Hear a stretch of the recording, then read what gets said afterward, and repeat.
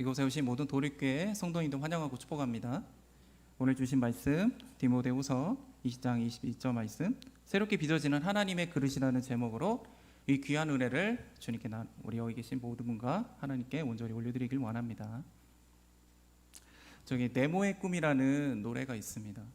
제가 어린 시절에 인기가 참 많았던 대중가요인데, 그 가사가, 멜로디가 좀 아이들의 동심을 좀 담기도 하고 독특한 매력이 있는 가사가 특징인 곡입니다. 근데 요즘은 이 곡이 초등학생들 중심으로 교육기관에서 가르칠 정도로 알고 보니까 어린 세대들도 그 노래를 참 많이 알고 있더라고요. 보니까. 근데 이 노래에는 참 재미있는 가사가 좀 많이 있습니다. 네모난 침대에서 일어나고 네모난 창문으로 똑같은 풍경을 보고 네모난 문을 지나 네모난 버스를 타고 네모난 학교를 들어서면 네모난 교실과 네모난 칠판과 책상이 맞아지고 네모난 오디오나 TV, 컴퓨터를 사용하면서 주위를 둘러보니까 온통 네모난 것들 뿐이다, 이런 내용입니다. 근데 이와 같이 네모난 세상, 네모난 환경, 네모난 생각 속에 우리는 네모나게 살아가고 있다, 이렇게 말하고 있는 겁니다. 그래서 이렇게 회귀된 삶 속에서 어른들은 우리 지구의 모습처럼 둥글게 살아야 된다라고 하는데, 막상 본인들은 그렇게 살고 있지 않는다라는 거죠. 그것을 꼬집으면서 이 모든 게 네모가 꿈꾸는 꿈일지도 모른다라고 하면서 노래가 끝이 납니다. 하나님께서 이 땅을 창조하실 때 지구를 둥글게 만드신 것처럼 우리들도 창조하실 때 둥글게 만드셨다고 생각을 합니다. 여기서 둥글다는 것은 단순히 그냥 외형적인 것을 말하는 것이 아니라 우리의 마음과 자아의 모습이 아마 그럴 것이다라는 겁니다. 이렇게 넓고 큰 하나님의 사랑 안에서 각자 많은 지체들과 이웃들을 섬기고 함께할 때 온전히 품을 수 있도록 둥글게 만들어졌다라는 것을 의미하죠. 즉 하나님은 우리들을 하나님의 사랑 안에서 서로 섬기고 사랑하고 품을 수 있도록 둥글게 창조했다는 겁니다. 하지만 우리에게는 불순종으로 인해 죄악이 들어오게 되면서 이런 창조의 질서가 무너져 버리게 됩니다. 하나님의 사랑과 단절이 되면서 주님이 원하시는 마음과 자아의 모습이 아니라 우리가 보기에 옳은 소견대로 살아가고 우리 중심의 모습으로 우리의 욕망과 야망을 이루기 위해서 각각의 영역을 정해놓고 편의를 위해서 말 그대로 네모나게 살아가게 되었다는 것입니다. 그리고 삶 가운데 힘들고 지치고 이런 어려운 상황 속에 여러 가지 상처와 아픔으로 인해서 사람들을 불신하게 되고 또 그 마음의 자아가 병들고 왜곡된 형태로 변해버렸습니다. 또한 많은 사람들이 어둠의 영역에 오랜 시간 눌려있게 되다 보니까 정상적인 사고도 좀 어려워지고 우울하고 부정적인 생각이 좀 사로잡혀서 이 또한 마음과 자아가 왜곡돼 버리게 된 하나의 이유가 됩니다.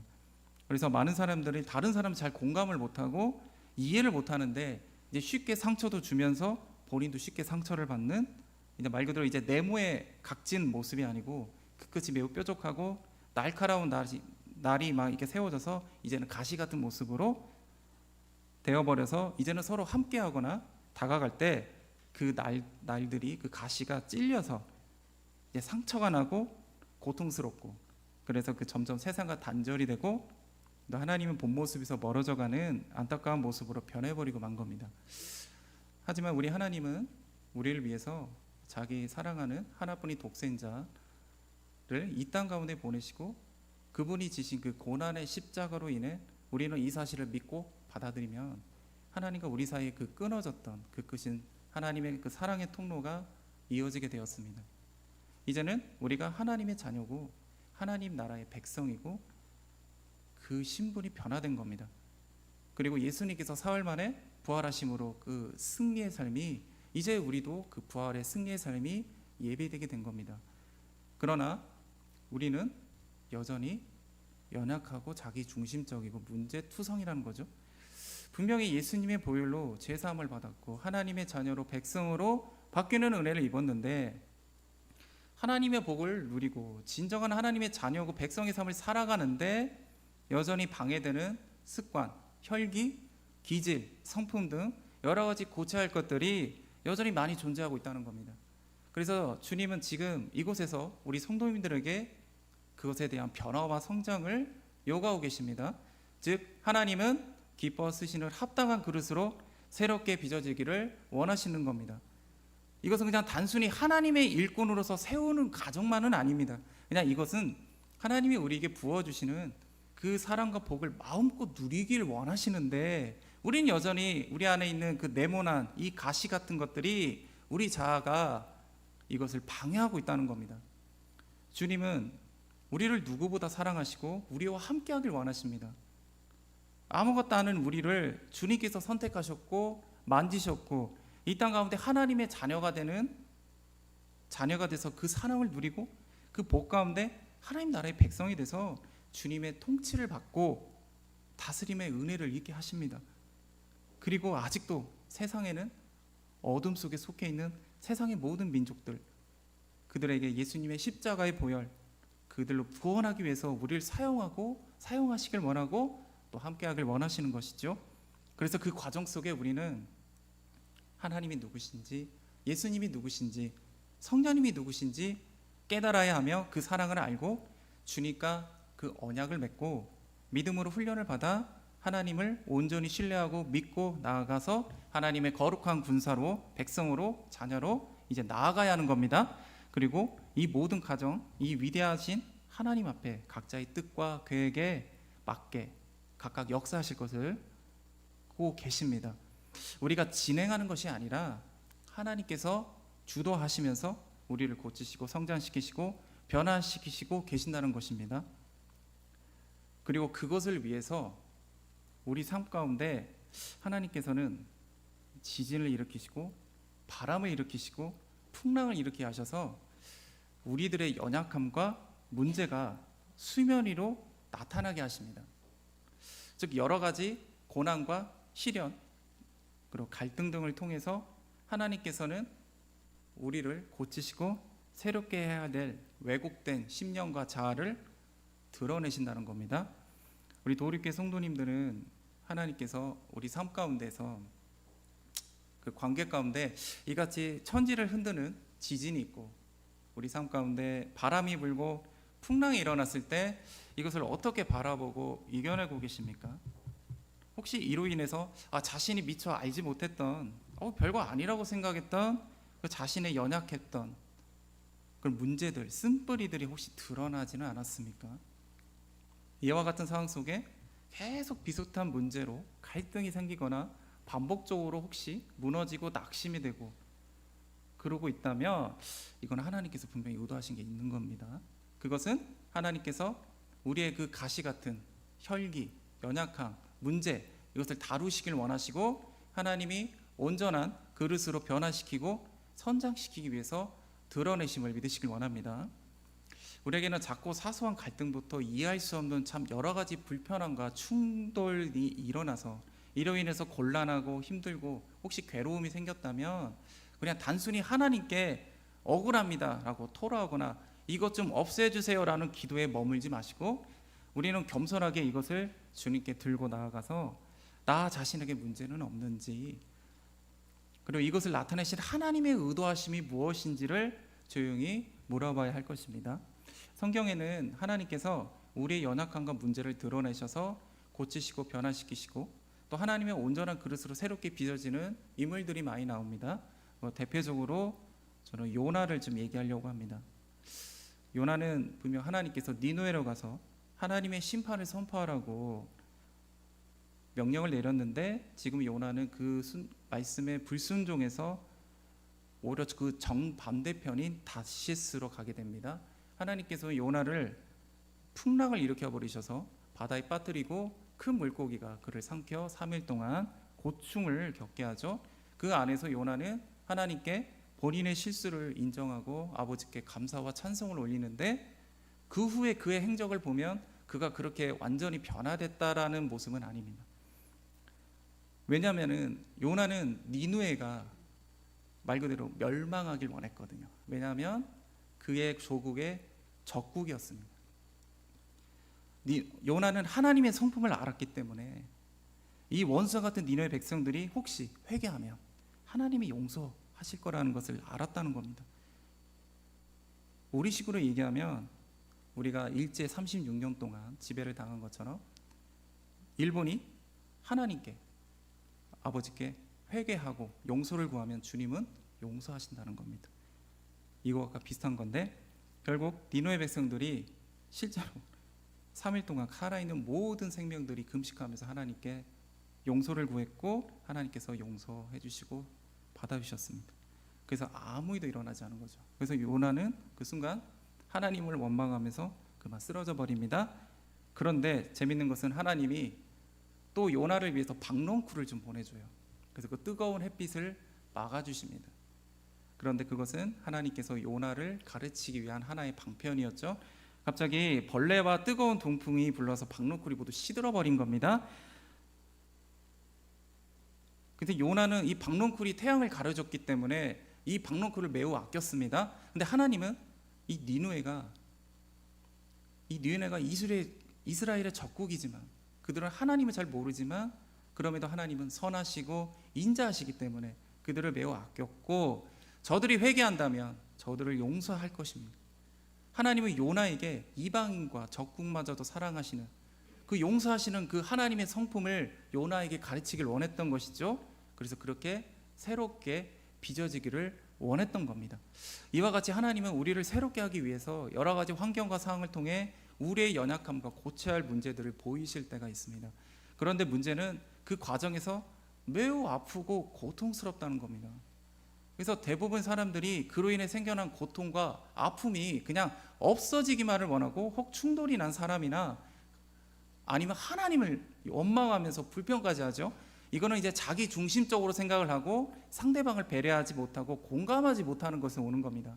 우리 도립교회 성도님들도 이런 상황이 혹시 계속 반복이 되고 있다면, 혹시 이로 인해서 계속 고통과 아픔이 있다면, 혹시 하나님께서 다루시는 게 무엇인지, 지적하는 게 있는지 본인의 마음의 생각을 점검하시길 원합니다.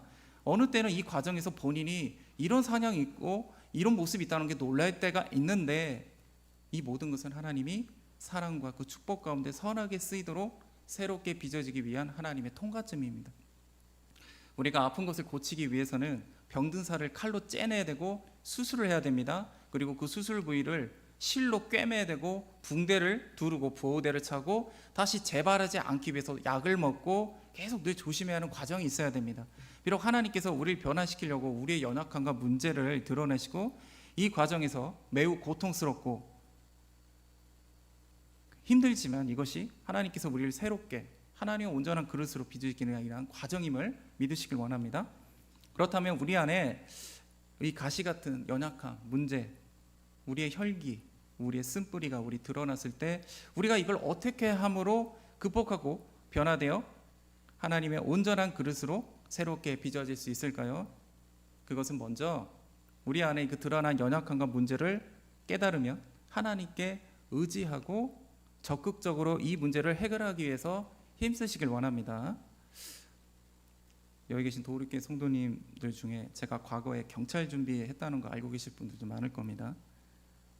제가 도립교회 오게 된 게 과거 이제 예전에 경찰 시험 준비하려고 했다가 좀 영적으로 안 좋아서 이제 제대로 좀 공부 못하고 집중 못하고 이제 시간 세월 낭비하다가 이제 결국은 이제 무기력하게 무너져 버려서 이제 더 이상 못 버티고 이제 이 시험 포기하려고 담임 목사님께 이제 상담드리러 온 것이 저의 그 계기가 되었거든요. 지금은 하나님의 인도하심으로 주의 종길을 가게 되었지만, 그래서 이제 경찰의 길에 대해서는 미련은 없는데 제가 여전히 이 경찰 시험만큼은 지금도 합격은 하고 싶어요. 왜 그러냐면은 제가 그 시절에 제대로 준비하지 못하고 시간과 인생 낭비한 것에 대한 아쉬움이 지금도 있기 때문입니다. 제가 왜 이제 경찰 시험 얘기를 하냐면은 하나님께서 최근에 제게 주신 꿈이 있어요. 제가 꿈에서 그토록 갈망하던 경찰 시험에서 합격을 한 겁니다.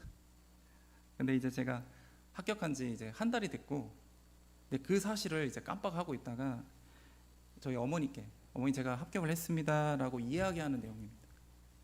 제가 이제 실제로는 공부를 잘 하지는 못하는데 당연히 결과는 안 좋지만 제가 공부법은 좀 잘하는 편입니다. 왜냐하면은 공부해야 될 시간에 합격 수기를 좀 많이 읽고, 그다음에 이제 지키지도 않을 계획표 되게 많이 찌기도 했고 고민도 좀 많이 했기 때문에 공부법을 잘 아는데, 공부법에는 크게 이제 두 가지가 있는데 그 중에 하나가 뭐 이론서를 중심으로 공부하는 방법이 있고 또 하나는 이제 기출을 중심으로 해서 공부하는 방법이 있습니다. 근데 제가 꿈에서는 제가 이제 기출을 중심으로 공부해서 합격을 했더라고요. 제가 이제 꿈에서 이제 1차적으로 경찰 시험을 보고 다음 시험이 있을 때까지 대충 3, 4개월 정도의 여유가 있습니다. 시간이 얼마 안 남았는데 제가 이 기출문제집 한 권을 딱 선택을 해가지고 기출문제를 많이 풀면서 읽고 또 오답을 정리하고 이론서를 이렇게 보면서 그에 관련된 지문과 내용을 그 기출문제집에 다 적어놨습니다. 그래서 기출문제집에 빈 공간이 없이 빽빽하게 그렇게 다 적어놓고 오직 그 한 것만 파고 또 집중적으로 팠습니다. 근데 이 방법으로 저는 합격을 하게 됐고 비록 꿈이지만 합격이라는 소망을 하나님이 들어주셨습니다. 근데 이 꿈에서는 경찰의 이 합격하는 공부법에 대해서 하나님이 주신 메시지가 있습니다. 그것은 우리가 우리의 그 연약함과 문제를 어떻게 바라봐야 하는지 어떠한 태도로 나아가야 하는지를 알려주고 있는데 그것은 연약함과 문제 풀듯이 아는 것에만 그치는 게 아니라 적극적으로 그것을 고치고 해결하기 위해서 자신을 하나님께 내려놓고 노력해야 한다는 것입니다. 우리 시편 139편에서 23절에서 24절까지 말씀 보겠습니다. 하나님이여 나를 살피사 내 마음을 아시며 나를 시험하사 내 뜻을 아옵소서. 내게 무슨 악한 행위가 있나 보시고 나를 영원한 길로 인도하소서. 아멘. 학생들은 문제를 풀 때 그냥 단순히 해답과 비교를 하면서 이 답이 맞았는지 틀렸는지 체크하고 해설을 보는 수준에서 멈출 때가 있습니다. 근데 공무원 시험은 이제 과거에 나왔던 시험 문제들을 그 유형을 반복적으로 많이 나오기 때문에 이 기출을 드립하면서 이론서에서 그 관련된 내용과 그 모든 것들을 세세하게 적어놓고 그 정리한 내용을 반복적으로 이해하고 암기하면은 문제가 아주 새롭게 나오는 게 아니면 웬만하면 맞출 수 있어요. 마찬가지로 우리들도 여러 가지 고난, 연단, 어려움 속에서 계속된 갈등이나 자주 넘어지고 쓰러지는 반복적인 죄 등 이런 우리들의 문제점이나 연약함이 드러날 때 성경의 말씀이나 주변의 환경이나 우리의 양심 또 마음의 감동과 음성으로 우리에게 하나님께서 경고를 하실 겁니다. 즉 기출문제집을 풀면서 부족한 부분이다, 더 공부해야겠다, 이런 걸 깨닫게 하는 거죠. 근데 다르게 말하면 하나님의 그릇으로 새롭게 빚어지기 위해서는 방해되는 것들을 하나님께서 알게 하신다는 겁니다. 그리고 우리들이 이것을 고치고 해결하여 하나님께서 기쁘신 그릇이 되기 위해서는 이 문제를 깊게 묵상하고 하나님의 도우심을 구하면서 적극적으로 변하기 위해서 노력을 해야 한다는 겁니다. 만일 사람과의 갈등이 있다면, 불편한 모습이 드러난다면 그것에 대한 원인과 책임이 상대방에게만 두지 마시고 먼저 본인에게 문제가 있는지 없는지를 먼저 점검해 보시길 원합니다. 혹시 억울함이 느껴지거나 본인의 책임이 없다라고 할지라도 이 상대방의 연약한 모습을 용납해주고 이해해주고 받아주고 이 넓은 마음으로 본인의 마음이 바뀌어져야 되는 겁니다. 그런데 문제는 이 왜곡된 자아와 마음 때문에 자신이 받은 감정, 상처로 인해서 자기 중심적으로 해석하고 받아들인다는 겁니다. 저는 이럴 때 본인에게 묻지 말고 하나님께 좀 물어라. 왜 이렇게 상처 있고 그런 고통받은 본인한테 물어봤자 억울하다, 이해가 안 된다, 이런 소리만 자기 내면에서 들리는 겁니다. 교회는 흔히 죄인들이 모이는 곳입니다. 농담으로 찐따들만 모인다 그렇게까지 말도 하는데 인생의 풍파 고통 가운데 있는 지체들이 오는 곳이죠. 마음속에 상처와 고통 안고 있는 경우가 많습니다. 인생 가운데 아무 문제도 없고 무탈하고 살만한 사람이나 자신의 능력과 힘을 맹신해서 잘 살아가고 있다고 착각하는 사람들은 교회 안 옵니다. 이런 사람들을 제가 앞서 말한 것처럼 둥글지 못하고 각이 지고 날이 선 네모같이 가시같이 된 분들이 교회에 많습니다. 그런 사람들이 모여서 있으니 당연히 작은 충돌, 큰 충돌이 날 수밖에 없는 겁니다. 그런데 예수님은 도리어 이런 죄인들과 상처 입은 자들을 위해서 이 땅 가운데 오셨다고 하는 겁니다. 그리고 그들을 사랑으로 품어주라라고 저희에게 말씀하고 있는 겁니다. 하나님은 그 온전한 빚으심의 은혜를 사모하신다면 당장에 느껴지는 그 서운함의 감정, 억울한 감정, 이것에 마음을 뺏기지 마십시오. 그 빨리 떨쳐내는 싸움을 하시고 그 과정에서 하나님의 역사가 시작될 겁니다. 그냥 단순히 기도만 한다면 역사가 일어나는 게 아니라, 물론 당연히 아버지께 기쁨으로 기도로 나가지만 그걸 극복하고 이겨내려고 노력하고 발버둥 칠 때 하나님이 함께 하신다는 겁니다. 그런데 많은 사람들이 자신의 연약함, 아픔, 이 아는 단계에서 그냥 멈춥니다. 이걸로 인해서 곤란해지거나 힘들거나 아픔이 오면 하나님께 나아가서 이것들 그냥 없애주세요, 억울해요, 이 입장으로 기도하거나 고치거나 받아들이고 발버둥 치기보다는 시간이 지나면 저절로 괜찮아지겠지, 대수롭지 않게 생각하는 경우가 많다라는 겁니다. 하나님은 우리를 진정한 자녀 삼으시고 하나님의 온전한 백성으로 그리고 다스리고 통치하길 원하지만, 대부분의 기독교인들은 하나님의 자녀가 됨으로 누리는 그 복에만 관심이 있지, 백성으로서 하나님의 다스림과 통치를 받고 변화되어 쓰임받는 것은 큰 관심이 없습니다. 만일 주님께서 요구하는 것이 지금 눈앞에 보이는 유익이 있거나 이거 해볼 만한데? 이러면은, 것이 아니면은 그냥 불순종하는 것을 내가 연약해서 그렇습니다라는 그 단어에 숨어서 당연하게 불순종합니다. 근데 그것은 새롭게 하나님의 그릇으로 빚어지는 이 과정이 매우 아프고 힘든 것도 있지만, 가장 중요한 것은 하나님을 우리의 왕이시고 하나님이 우리 삶의 주인이라는 것을 받아들이지 않거나 이해하지 못하는 것에 있습니다. 즉 하나님께서 우리를 새롭게 빚으실 토기장이신데, 그리고 주관자이신데 그 사실을 지식으로만 알 뿐이지 받아들이지 못한다는 겁니다. 예레미야서 18장 6절 말씀입니다. 여호와의 말씀이니라, 이스라엘 족속아, 이 토기장이가 하는 것을 같이 내가 능히 너희에게 행하지 못하겠느냐? 이스라엘 족속아, 지능이 토기장이 손에 있음 같이 너희가 내 손에 있느니라. 로마서 9장 21절 말씀입니다. 토기장이가 진흙 한 덩이로 하나는 귀 있을 그릇을, 하나는 천 있을 그릇을 만들 권한이 없겠느냐. 아멘. 사실 이 토기장의 비유는 쉽지 않는 비유입니다.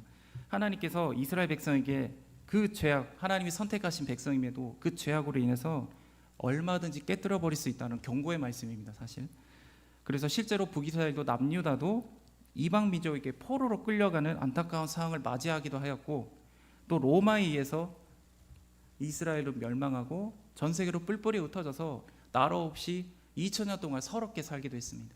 하지만 이 말씀은 곧 하나님의 절대 주권을 드러내는 말씀이기도 합니다. 토기장이는 그 진흙을 가지고 그 틀 위에 올려놓고 자기 손으로 그 진흙을 터뜨리면서 형태를 만들고 자기 의견에 좋은 대로 그릇을 만듭니다. 본래 우리들은 흙에서 만들어졌고 다시 흙으로 돌아가는 존재입니다. 아무것도 아닌 진흙인 우리를 하나님께서 주권대로 우리를 향한 각자의 계획과 뜻에 따라서 만지셔서 그 인생의 형태를 만드신다는 걸 알 수 있습니다. 거기에 하나님께서 문양을 새기고 도료를 발라서 그릇을, 도자기를 완성을 합니다. 그런데 이 가마에 놓고 몇 천도의 의의 열에 의해서 구워져서 우리가 아는 그 그릇이나 도자기가 새롭게 탄생이 되는데, 즉 하나님이 각자의 뜻에 합당한 계획에 따라서 만들어지고 그 가마에 그 뜨거운 열처럼 뜨거운 그 고난과 연단의 불로 우리가 구워져야 비로소 하나님이 쓰실 합당한 그릇으로 탄생된다는 겁니다. 그런데 흔히 토기장이나 도공들은 이 잘 만들어진 것 같은 그릇이나 도자기를 가차없이 깨트려 버릴 때가 있습니다. 우리 눈에는 별 문제 없는데, 잘 만들어진 것 같은데 라는 생각이 들지만 전문가의 눈에는 하자가 보이기 때문에 깨트려 버리는 겁니다. 이 몇천도 온도에서 구워지는 과정 속에 뭔가 문제가 생겨가지고 하자가 생기는 건데, 이미 굳어진 그릇과 도자기는 다시 진흙으로 돌아갈 수 없기 때문에 깨뜨리고 다시 새롭게 만들어야 되는 겁니다. 우리가 하나님을 사랑하고 이웃을 섬기는 하나님의 기쁘신 그릇이 되기 위해서는 우리 안에 있는 하자를 고치기 위해 여러 번 깨어져야 할 것이고, 사랑의 하나님의 손으로 우리를 아름답게 빚어주셔서 하나님이 우리의 주인이고 왕이시고 그 앞에 모든 걸 내려놓고 순종하며 그 몇 천도의 그 연단의 시간을 겪어서 비로소 완성되는 겁니다. 그리고 이 과정은 아마 우리가 죽어서 천국 가는 그날까지 계속될 겁니다. 디모데후서 2장 20절에서 21절 말씀 보겠습니다. 큰 집에는 금그릇과 은그릇뿐 아니라 남은 그릇과 질그릇도 있어 귀하게 쓰는 것도 있고 철하게 쓰는 것도 있나니, 그러므로 누구든지 이런 것에서 자기를 깨끗하게 하며 귀히 쓰는 그릇이 되어 거룩하고 주인이 쓰심에 합당하며 모든 선한 일에 준비함이 되리라. 아멘. 우리가 하나님의 은혜로 주님이 쓰실 아름다운 그릇으로 빚어지고 있는데 이제는 주변에 다양한 그릇들이 보이기 시작할 겁니다. 다 같이 힘들게 여기까지 왔는데 어떤 지체는 금그릇이고 또 어떤 지체는 은그릇인데 나를 보니까 볼품없는 나무나 질그릇 같은 것이 보이기 시작하는 겁니다.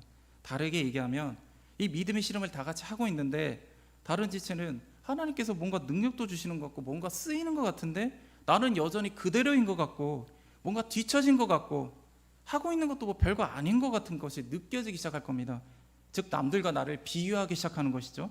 만일 이때 하나님을 신뢰하지 못하고 하나님의 주권과 성품을 받아들이지 못하면 그 비교함으로 인해서 생겨난 그 서운한 감정, 억울한 마음으로 무너질 수 있습니다. 사실 우리 모두는 금그릇, 은그릇이 되길 원합니다.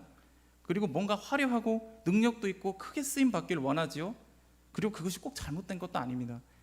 하지만 우리는 금그릇이나 은그릇이냐, 나무그릇이냐, 질그릇이냐 이게 중요한 것이 아니라 누가 우리를 만들었고 누가 우리를 사용하냐가 중요한 겁니다. 유명한 도공이 도자기를 만들면 그 도자기에 자기의 이름이나 이니셜을 새겨놓습니다. 자신이 만들었다는 중요한 증거를 딱 새겨놓는 것이죠. 그리고 그 도공이 누구냐에 따라서 그 도자기의 그 그릇의 가치가 달라집니다. 우리 예술작품을 경매할 때 그 유명한 사람이 만들었거나 그림을 그렸다면 그 가격은 어마어마하게 올라가는 것을 우리가 알 수 있죠. 바꿔 말하면 우리들은 이 땅에 창조하시고 전능하시고 위대하신 하나님께서 빚으신 가치 있는 그릇이라는 것입니다. 그리고 그 증거로 우리 안에는 예수님의 흔적이 새겨져 있음을 믿으시길 원합니다. 갈라디아서 6장 17절 말씀입니다. 이후로는 누구든지 나를 괴롭게 하지 말라. 내가 내 몸에 예수의 흔적을 지니고 있노라. 아멘. 여기서 흔적은 스티그마라고 합니다.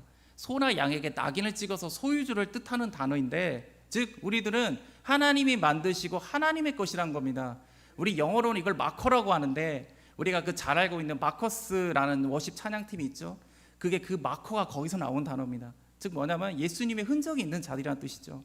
물론 이 말씀에 나오는 예수님의 흔적은 사도 바울이 예수님을 막 증거하다가 각종 상처, 불편한 고통 등 아마 이것을 은유적으로 표현한 것을 단어인데 하지만 우리가 예수님을 십자가를 믿음으로 구원을 얻고 부활의 증인으로 하나님께 새롭게 빚어질 때 우리 안에 새겨진 주님을 향하는 그 믿음과 신뢰, 그 사랑이 바로 예수님의 흔적으로 새겨지는 겁니다. 비록 그 그릇이 볼품없는 모습이라 할지라도 그걸 만드시고 사용하는 분이 하나님이시라면 그 가치는 달라지게 될 겁니다. 마지막으로 인디아나 존스라는 영화가 있습니다. 혹시 이 영화 아시면은 그 사람 나이대가 대충 예상이 되죠. 근데 저는 이제 이 영화를 어린 시절에 그 명절만 되면 특선 영화로 좀 많이 보여줬기 때문에 그래서 저는 이 영화를 압니다. 근데 인디아나 존스라는 인물이 전 세계적으로 각종 뭐 유적이나 유물 같은 거를 연구하는 이런 고고학자인데 최후의 만찬 때 이 포도주를 담은 성배를 찾는 내용입니다. 근데 이 성배가 숨겨져 있는 사원이 있는데 그곳에 물을 그 성배에 담아서 마시면 영생을 얻는다는 전설이 있고 그걸 노리는 그 독일 나치 그 악당들이 있죠. 그걸 차지하려는 것을 저지하기 위해서 주인공과의 그 사투를 그린 인디아나 존스라는 그 세 번째 편 영화입니다. 근데 각종 어려움 끝에 그 사원에 도착을 했습니다. 근데 성배는 어떤 건지 성배인지를 알 수 없는 수많은 잔들이 거기에 있는 겁니다. 독일 나치는 각종 보석이 박혀 있고 가장 화려하고 멋있는 황금잔을 성배라고 여겨서 그 잔에 물을 담아서 마셨습니다. 그 순간 그 물은 독이 되어버렸고 그 마신 자는 죽어버리게 되는 겁니다. 그것은 바로 인간의 탐욕과 욕심의 잔인 것이죠. 근데 주인공은 여러 잔 중에서 가장 볼품없고 투박해 보였던 나무잔을 선택합니다.